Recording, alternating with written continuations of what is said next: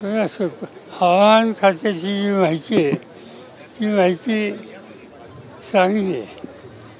म्हणजे जरी उशीर झाला तरी चिंता करायचं कारण नाही असा त्यांचा निश्चयच. आणि अलीकडचा अनुभव ते जे सांगतात त्याच्यात वास्तवता खूप आहे. एकूणच काल राष्ट्रवादीचं अधिवेशन पार पडलं.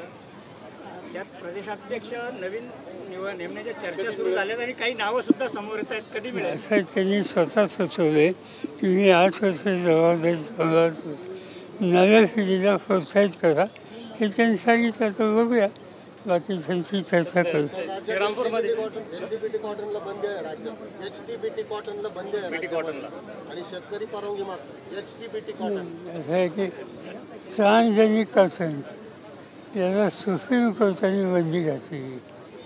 मी शेतीमंत्री होतो त्यावेळी हा निकाल झाला दुर्दैवानं. आम्ही सुप्रीम कोर्टात गेलो. सुप्रीम कोर्टाने आमच्या विरुद्ध म्हणजे भारत सरकारच्या विरुद्ध निर्णय दिला. तो निर्णय ते बदलायला तयार नाही. त्यामुळे आता अडचणी